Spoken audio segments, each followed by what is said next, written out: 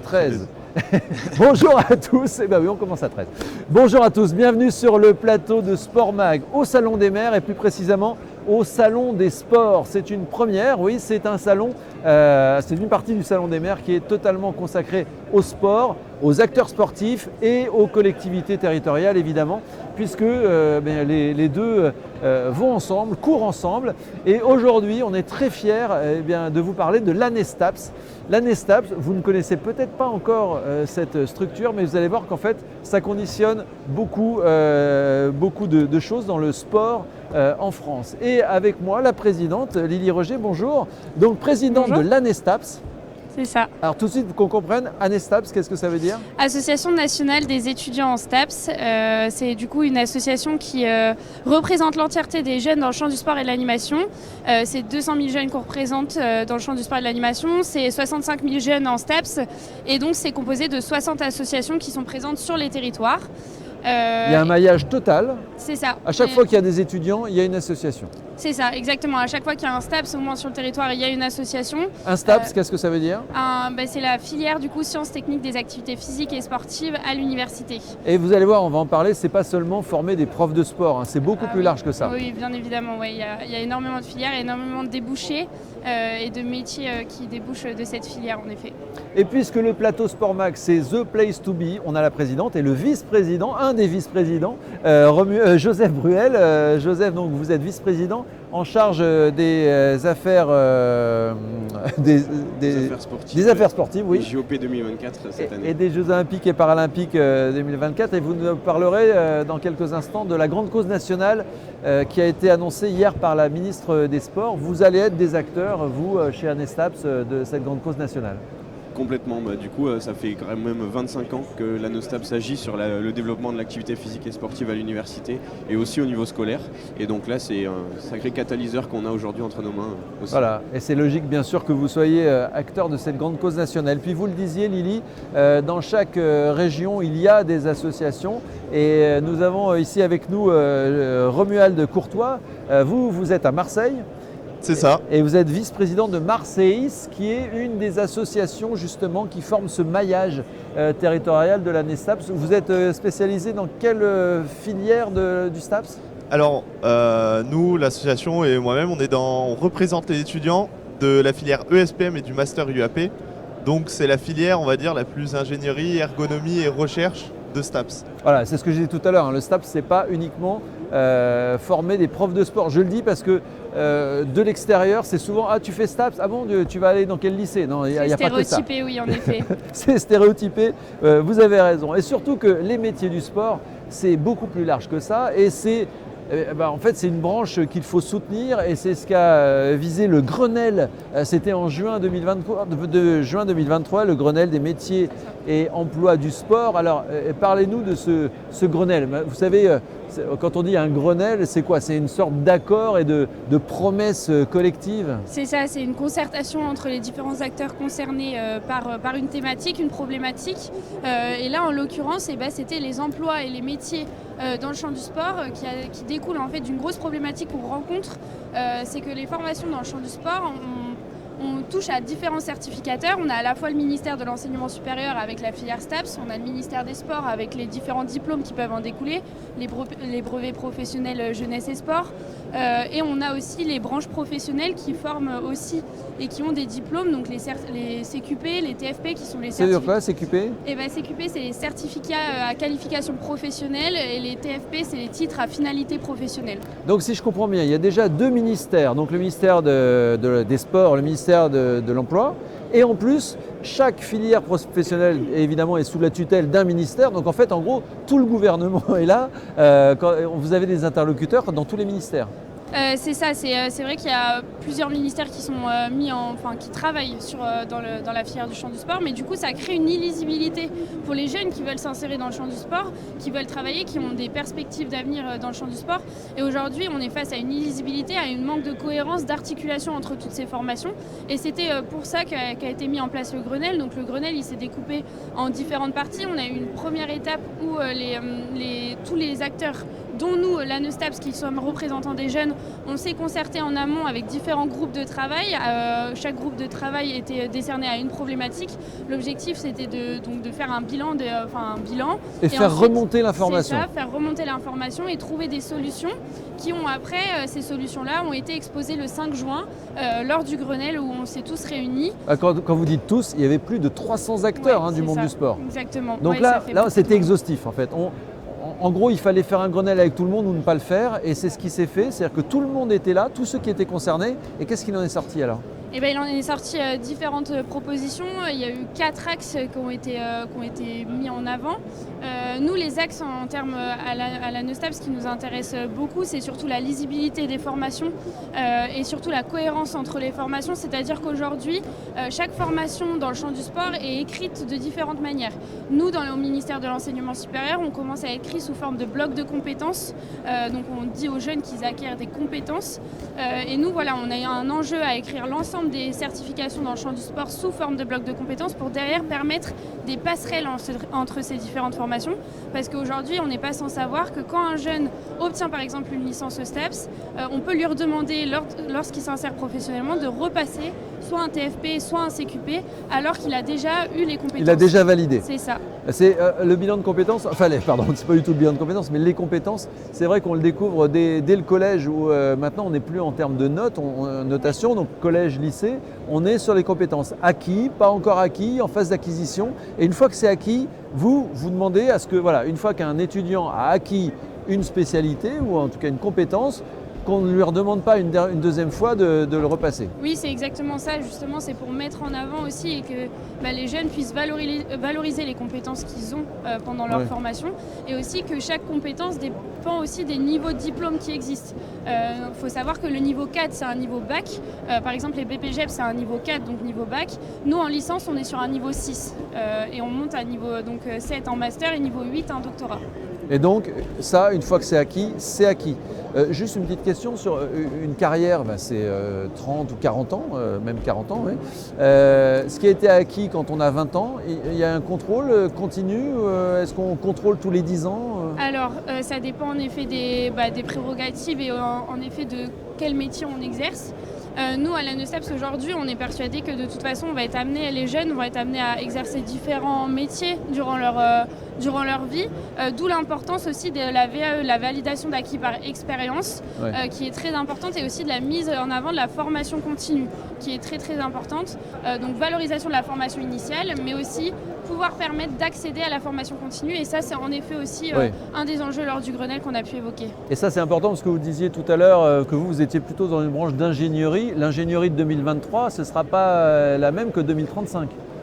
Non, en effet.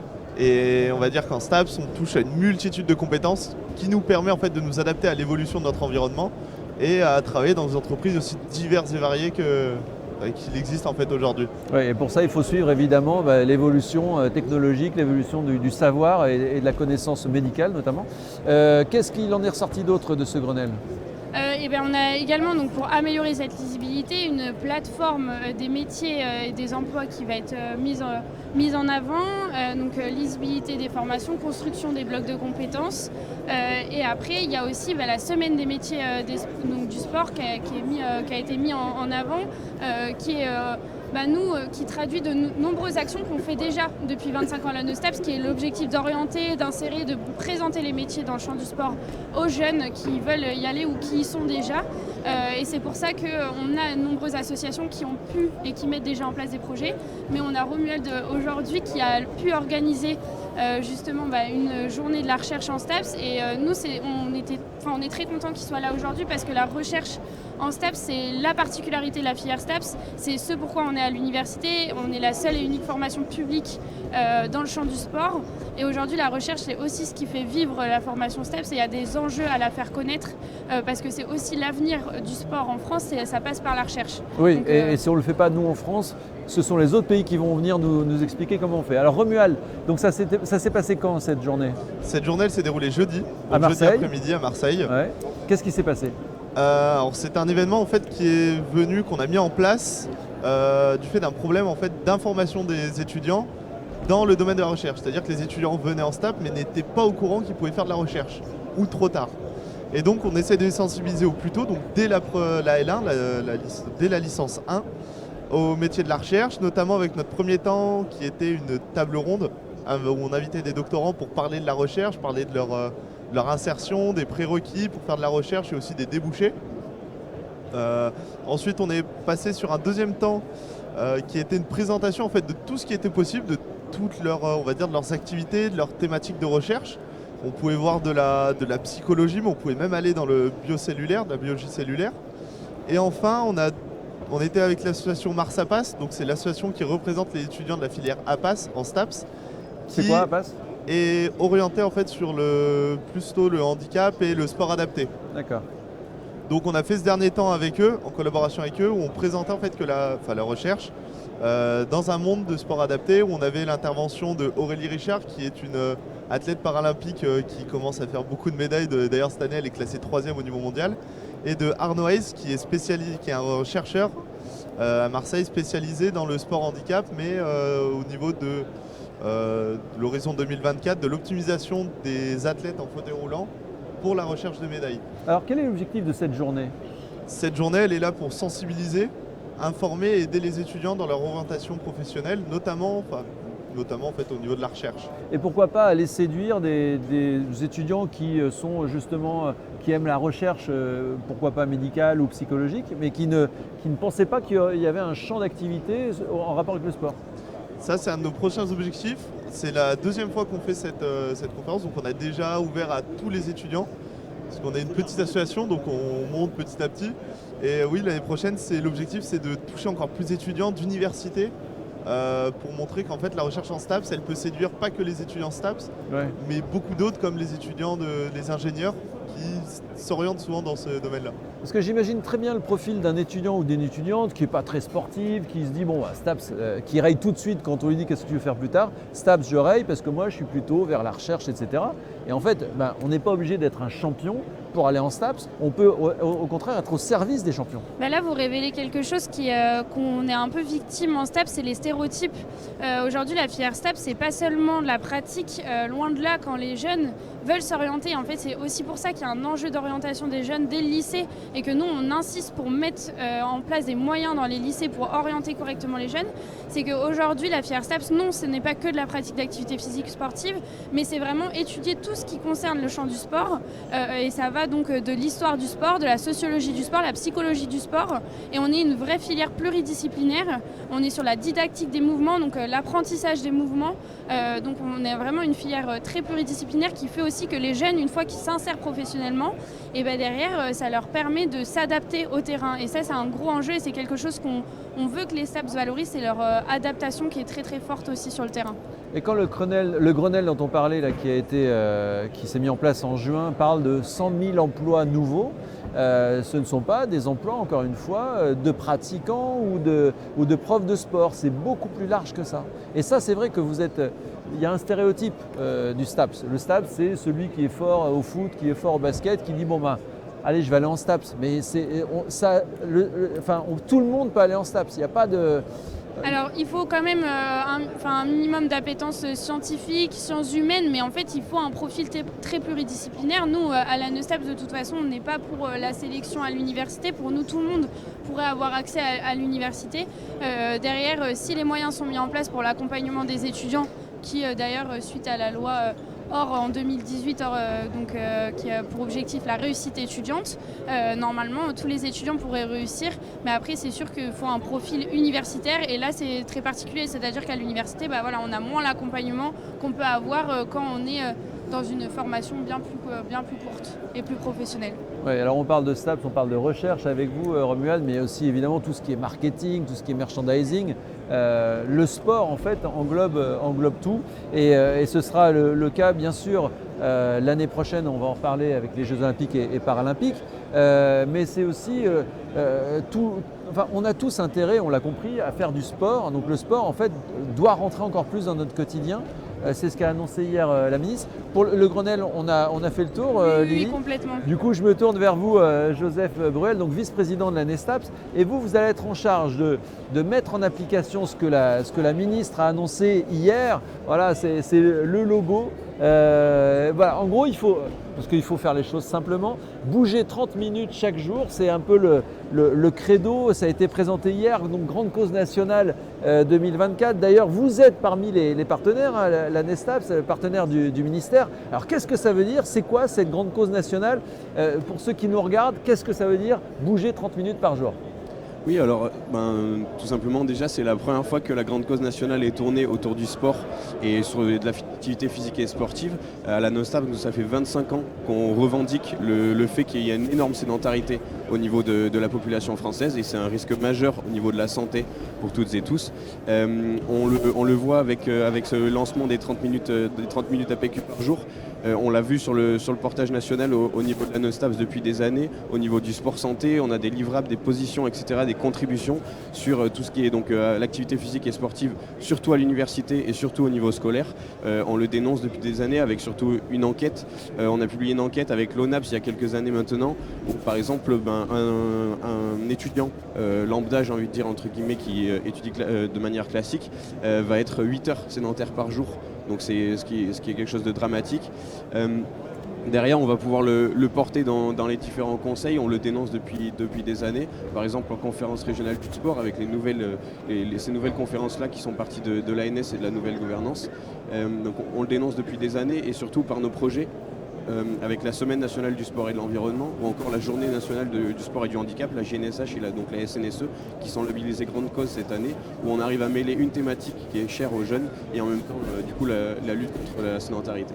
La lutte contre la sédentarité qui en effet concerne tous les étudiants et même tous les Français, enfin beaucoup de Français. Et vous allez bien soutenir cette grande cause nationale parce que qui dit bouger 30 minutes par jour, ça c'est un peu comme les 10 000 pas. On nous dit qu'il faut faire 10 000 pas pour être en forme. Bon bah là c'est 30 minutes par jour, c'est le minimum pour être en bonne santé. Et c'est vrai que c'est d'intérêt public parce que ça veut dire aussi derrière moins de frais de soins au niveau national et puis un bien-être pour tout le monde. Complètement. La ministre l'a dit hier, elle l'a utilisé, elle a dit qu'il fallait aussi maintenant que les 30 minutes APQ deviennent comme manger, bouger et aussi les 5 fruits et légumes par jour. Les 5 fruits et légumes par jour, mais totalement, les 2 litres, les 1,5 litre d'eau ou les 2 litres d'eau. Enfin, c'est vrai que c'est assez simple en fait. On se plaint de ne pas être bien et tout ça, mais alors qu'on a les solutions, 30 minutes par jour.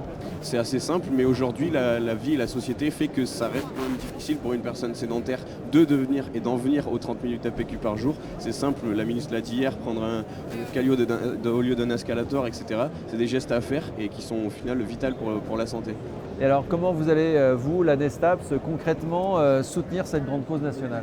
Oui, alors du coup, on a déjà nos 2 projets, comme je l'ai dit tout à l'heure, mais surtout, depuis des années, on le dénonce, donc surtout au niveau universitaire. On est en train d'étendre vraiment l'APS à l'université. Je prends l'exemple des étudiants qui ne pratiquent pas parce qu'il y a un manque de lisibilité des offres, etc. Donc on travaille avec les SUAPS, les services universitaires des activités physiques et sportives, ou la Fédération française de sport universitaire, pour vraiment enclencher ça au niveau universitaire parce que on veut une nation sportive et active, mais c'est par et pour les jeunes aussi qu'on le veut. Alors Romuald, je me sers de vous comme un peu le grand témoin, vous qui vivez à Marseille, qui êtes avec les étudiants en STAPS. Est-ce que c'est vrai qu'il y a un problème d'information pour un étudiant sur un campus qui ne sait pas forcément où faire du sport, quel sport pratiquer? Oui, on va dire que ça se développe, on y va, on a un terrain de 3x3 en basket qui vient d'être fait à Marseille, mais il faut traverser toute la ville, donc c'est pas non plus à la portée de tout le monde. Et nous à Marseille, on a la chance d'avoir des infrastructures qui sont, on va dire, en neuf, qui sont de bonne qualité pour qu'on aille faire du sport. Mais il y a énormément d'étudiants, nous, sur le campus, et on a du mal en fait à répartir les durées de pratique entre tous les étudiants. Oui, c'est ça. En fait, il faut que tout le monde puisse en faire, donc il faut que tout le monde ait accès, tout le monde ait un créneau minimum de 30 minutes par jour. C'est ça, et il faut savoir aussi que l'université, elle est source de beaucoup d'inégalités territoriales. Marseille, c'est une grosse université, donc elle va peut-être mettre plus au cœur de sa politique, la politique sportive, mais ça dépend vraiment des politiques universitaires. Et c'est pour ça que nous, on a nos élus, donc STAPS, qui siègent dans les différents conseils et qui ont pour objectif justement de faire tout ça et de mettre en place une politique sportive, d'où l'importance d'intégrer la jeunesse aussi dans les gouvernances universitaires, mais globalement les gouvernances sportives territoriales. On va faire un petit sondage là. Vous faites 30 minutes d'activité par jour? J'essaye, oui. Vous faites quoi? Je vais en vélo. Ok, très bien. Et vous? Identique, je prends le vélo. Vélo aussi? Sur Paris, c'est Et vous, possible. Romuald? Moi, vu que je fais foot, volley et un peu de course à pied aussi. Et 30 minutes par jour, hein, attention. Hein. Réparti. Il y a un Peut-être pas tous les chrono. jours quand même.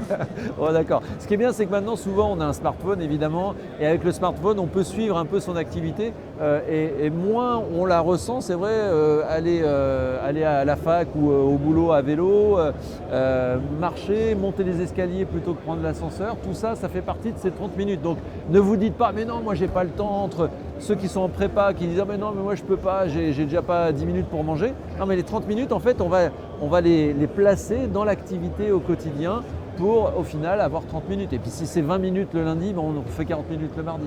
C'est ça, il ne faut pas le voir comme une injonction, mais comme un conseil et une espèce de cap à garder. Complètement, et puis même à toutes les échelles de la population, c'est multigénérationnel. Je prends l'exemple des actifs, entre guillemets, donc que ce soit du scolaire ou même à l'âge adulte. Il faut intégrer des pauses actives carrément au niveau du travail, mais aussi du temps scolaire. Et donc c'est hyper intéressant, et sous n'importe quelle forme, à partir du moment où on bouge et on pense actif, c'est hyper intéressant. Et par contre, il faut pouvoir... Voilà. Exactement. Et bon, Alors on peut moi, totalement le faire. voilà, je fais du sport. Comme j'ai 30 minutes à faire, excusez-moi, j'ai une journée très chargée, j'en profite pour le faire maintenant. Non, je blague, mais c'est vrai que honnêtement, moi je fais du scooter, je roule souvent à scooter, et même quand je suis à scooter, j'essaye de faire un peu de gainage. Je me dis, tant qu'à être assis, alors il y a des tutos maintenant sur internet qui vous disent comment, même quand vous êtes au volant, comment faire un peu de sport, de gainage, et c'est vrai que c'est important. Donc on a compris 30 minutes par jour. Vous le ferez, C'est Lily? ça, oui, évidemment. Évidemment. Et puis évidemment, on est porté par le sport parce qu'en France en ce moment, on vient à peine de finir la Coupe du Monde de rugby, qu'on parle déjà évidemment des Jeux Olympiques et Paralympiques l'année prochaine, en 2024. Et bien sûr, la Nestaps est acteur de cette grande séquence sportive en France, et notamment vous, Joseph, vous êtes chez la Nestaps en charge de ces Jeux Olympiques et Paralympiques. Qu'est-ce que ça veut dire, Nestaps, acteur des JOP? Eh ben, comme l'a dit Lily tout à l'heure, la NOSTAP c'est aussi 63 associations au niveau territorial, donc l'avantage c'est que ces JO ne sont pas seulement qu'à Paris, et donc ils vont être sur tout le territoire. Alors bien sûr, oui, parce qu'on parle aussi, pardon, mais il y a Paris, il y a Marseille aussi pour ce qui est des Jeux, mais il y a aussi les terres de Jeux, donc même les villes qui n'accueillent pas d'épreuves sont partie prenante. Complètement, donc nos associations vont se... Voilà, on a un petit problème de micro. Voilà, on va prendre un micro pour les deux, c'est pas grave. Donc, 63 associations sur le territoire, donc, qui vont relayer l'esprit olympique. Eh ben, j'enchaîne sur relayer, le fait du relais de la flamme. Ça marche très très bien avec nos associations, et en les intégrant dans les différents conseils sportifs, on a pu s'intégrer dans ces différents relais. Donc ça va être toute une étape qui va architecturer nos projets jusqu'au JOP, et avec la semaine olympique et paralympique aussi. Donc ça fait deux projets, et le jour J bien sûr avec l'inclusion des jeunes au sein des stades, etc., avec la billetterie populaire. Et donc c'est surtout sur ça qu'on va demander un premier prémisse des JOP, et ensuite sur un héritage derrière où ça ne s'arrêtera pas le 8 octobre. C'est une vraie chance pour vous d'avoir les Jeux Olympiques et Paralympiques en France. Quand on est en STAPS, évidemment, on se dit c'est mon moment, quoi, en fait. Oui, complètement. Là, ça fait maintenant 4 ans qu'on parle sport, on agit sport, etc. Et en plus, on a la chance d'avoir certaines universités qui sont labellisées Génération 2024, ou encore des territoires label 2024 ou label Terre de Jeux 2024. Et là, c'est surtout qu'on va pouvoir mutualiser les infrastructures pour aussi agir sur la vie des universités, et aussi du coup sur le fait de pratiquer tous ensemble dans les mêmes lieux, etc. À l'appel, quand la France a été candidate pour ces JO, il y avait beaucoup de détracteurs qui disaient « oui mais non, c'est beaucoup d'argent pour des médailles, etc. » Mais en fait, il n'y a pas que la recherche du très haut niveau, c'est toute une vague sportive qui va déferler sur la France. Oui, complètement. On entend souvent le terme de nation sportive et active, et c'est pour ça qu'on le dit autour de ces JOP, c'est qu'il y a différents aménagements, différents outils pour arriver à cette nation. On en est encore loin selon nous, mais ça part des 30 minutes d'APQ avec la grande cause nationale que l'on a vue hier. Ça va avec un héritage des JOP 2024, et ça va pour concerner tout le territoire, et donc non pas que Marseille ou Paris comme on l'a dit tout à l'heure. Alors les Jeux Olympiques, c'est en plein été, donc on peut se dire c'est quand les facs sont fermés, quand les étudiants sont en vacances. Les Jeux Paralympiques, c'est différent parce que c'est en septembre et là ce ne sera qu'à Paris. Comment est-ce que les étudiants en STAPS vont se mobiliser pendant les Jeux Olympiques? Eh ben, je sais pas, Joseph, si tu voulais répondre, mais ce qui est compliqué, comme vous avez pu préciser, c'est que les étudiants, c'est l'été. Et aujourd'hui, on est face quand même, les étudiants sont face à une vraie pauvreté. On parle même plus de précarité aujourd'hui. Vous pouvez regarder les nombreuses files d'attente qu'il y a dans les épiceries sociales et solidaires. Donc les étudiants ont besoin de travail. Donc les étudiants en STAPS, on va les pousser à s'insérer professionnellement lors des Jeux, c'est-à-dire à aller chercher là où on a besoin d'eux, chercher là où il y a la pluridisciplinarité. Donc ça va être surtout avec Paris 2024 ou alors là où il y aura des offres d'emploi. Mais c'est vrai qu'en tant que volontaire, avoir des étudiants aujourd'hui, c'est compliqué parce qu'on est face à des étudiants qui s'engagent de plus en plus, donc qui sont déjà bénévoles l'année. Nous, on peut prendre le cas dans le réseau STAPS, mais dans le global, le réseau de la jeunesse s'engage de plus en plus. Et donc c'est vrai que ce serait compliqué de continuer l'été, de s'engager. Oui, parce que l'été, c'est le moment où on peut faire un job d'été justement qui finance l'année étudiante. Et quand on est volontaire, alors on vit un moment incroyable, c'est unique dans la vie, mais voilà, une fois qu'on a dit ça, il faut pouvoir manger le soir, donc c'est compliqué. Donc peut-être aussi qu'il va y avoir des jobs d'été en rapport avec le sport. Peut-être que plutôt qu'être serveur dans un restaurant l'été prochain, on peut être animateur d'une activité sportive. Oui, nous, dans la filière STAPS, dès la licence 2, on est éducateur sportif. On peut être animateur sportif, justement. Il y a de nombreux emplois dans le champ du sport qui existent l'été. Il y a aussi les BNSSA, les maîtres nageurs sauveteurs, les surveillants sauveteurs. Donc ça, c'est aussi des emplois qui existent. Maintenant, c'est pas toujours... et c'est aussi ce que nous, on a pu émettre pendant le Grenelle, c'est justement les métiers dans le champ du sport sont très précarisants aujourd'hui et très peu payés. Et donc c'est vrai que c'est compliqué même pour les jeunes qui sont dans le champ du sport de toujours pouvoir trouver des emplois qui payent finalement. Tiens, justement, on va parler là 2 minutes des salaires. Qu'est-ce qu'on peut espérer? Alors bon, il y a un champ de métiers très, très large, on l'a dit et on le répète, mais par exemple un prof de sport, on va prendre le basique, un prof de sport c'est quel salaire? Un prof de PS? Oui, un prof de PS. Un prof d'éducation physique et sportive, alors de tel j'ai pas vraiment les salaires, c'est un salaire d'enseignant, ça doit être aux alentours de 1 000 €. Ouais. Mais voilà, ça doit être... Ça doit être le salaire, mais c'est surtout comment accéder à ce métier-là qui est très compliqué. Le parcours est assez compliqué. Aujourd'hui, le concours est en Master 2, donc ça demande beaucoup de temps. Mais il y a une réforme qui arrive justement sur laquelle nous, on va vraiment s'engager pour justement réussir à avoir une formation plus professionnelle au niveau du Master et qui leur permet aussi d'avoir des jeunes pas sur le carreau en Master 2 parce qu'ils n'ont pas eu le concours et parce qu'on envoie tout le monde en Master 2 pour passer le concours. Ouais, une voie de garage. Romuald, par exemple, là aussi, vous êtes mon témoin. Vous allez vers quel métier? Moi, j'aimerais faire une thèse, donc pour faire un peu de la recherche après. Et c'est quel genre de salaire quand on est dans la recherche?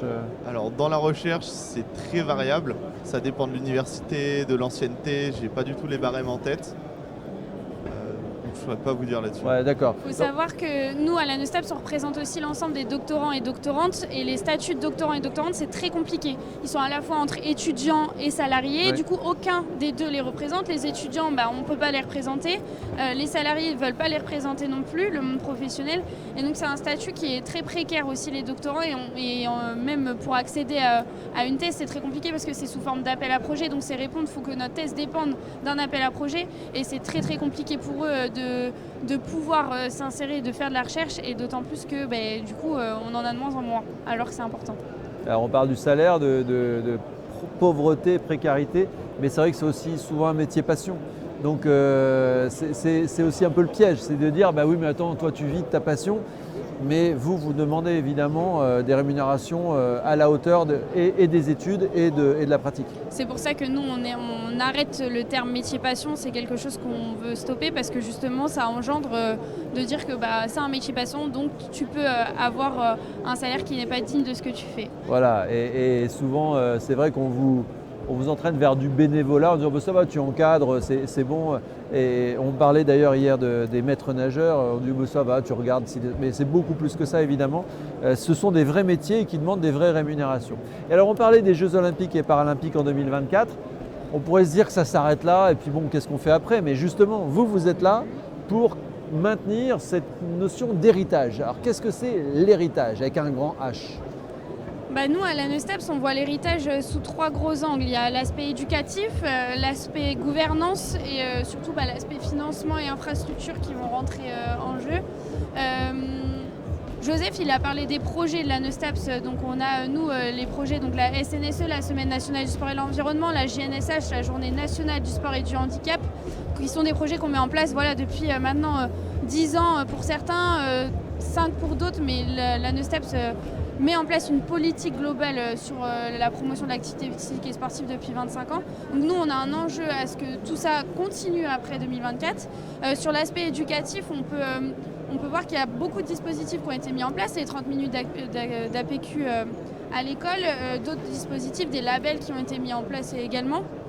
Donc voilà, là on peut voir les images de la Journée nationale du sport et du handicap qui aura lieu place de la Bastille le 23 mars cette année à Paris au niveau national et qui a lieu, et là j'en profite pour le dire à tous les maires des territoires, qui aura lieu sur au moins minimum 35 territoires sur l'ensemble de la métropole et aussi ultramarins, parce qu'on a aussi des associations en Guadeloupe et à La Réunion. Et donc voilà, c'est des projets qu'il faut que les territoires puissent soutenir et qui devront être soutenus encore après.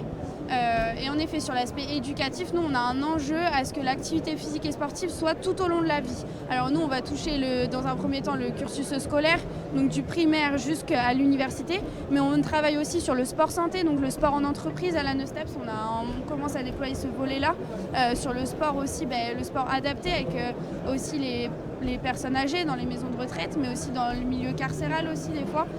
Donc voilà, il y a cet enjeu à ce que on crée vraiment avec les instances qui ont été mises en place un dialogue entre tous les acteurs qui sont concernés par l'après les Jeux.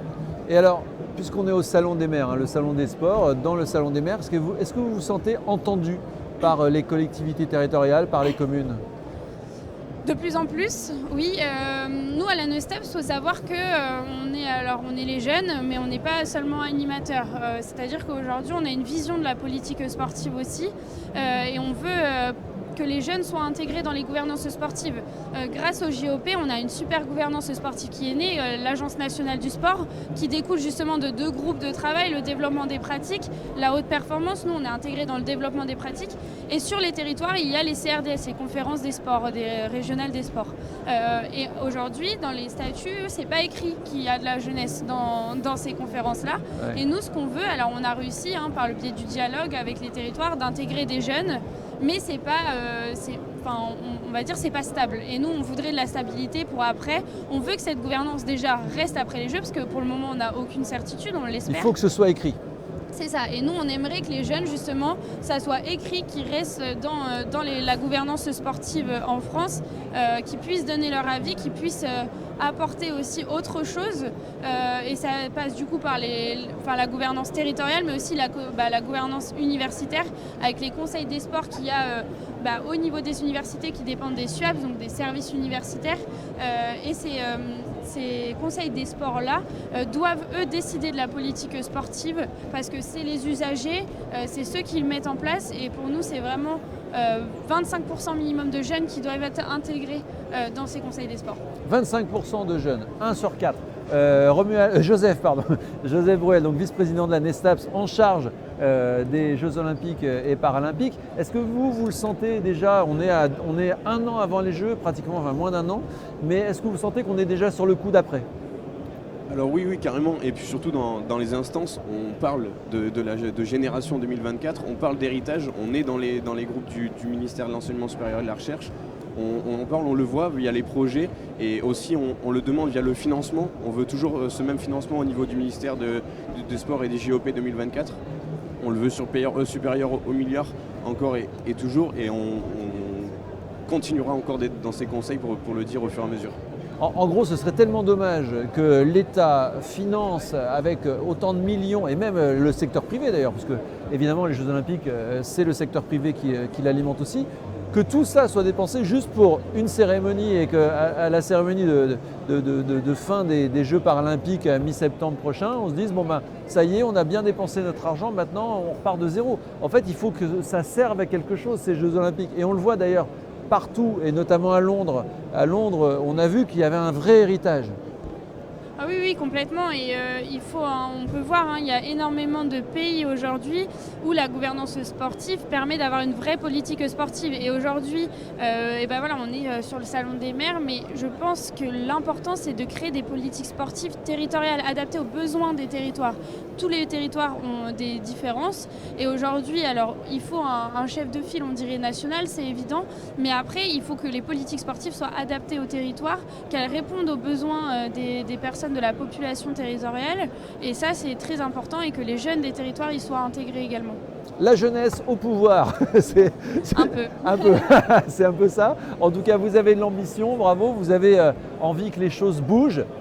Et on a envie évidemment que tout le monde bouge 30 minutes par jour. C'est la grande cause nationale. L'ANESTAPS donc, qui était avec nous, c'est, rappelez-moi cet acronyme, Association nationale des étudiants et étudiantes en STAPS. Et ce ne sont pas seulement des futurs profs de sport. Si vous ne le saviez pas, STAPS, ce n'est pas que ça. On l'a vu notamment avec Romuald qui vient de Marseille, qui lui est plutôt dans la recherche.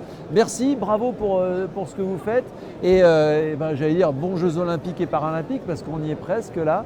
Et puis surtout bonne année étudiante pour tous ceux qui sont en STAPS aujourd'hui. Et puis j'incite les étudiants, même les lycéens, les collégiens et leurs parents à se renseigner sur la palette très grande des métiers du sport, autour du sport. On peut retrouver d'ailleurs à l'ANESTAPS tout le volet des métiers. Oui, alors nous on a notre site internet dans lequel on présente justement les différentes compétences qu'on peut avoir dans la formation et aussi les différents métiers qu'on peut proposer. Mais surtout, je vous conseille de vous orienter vers les associations sur vos territoires et puis nous appeler aussi directement contact@anestaps.org. C'est nous qui vous répondrons directement et ce serait avec grand plaisir qu'on vous orientera. Et voilà, donc vous allez sur le site et puis donc 63 associations partout en France pour vous renseigner. Merci, bonne année scolaire et puis n'oubliez pas, bougez 30 minutes par jour. Tiens, commencez maintenant même en nous regardant.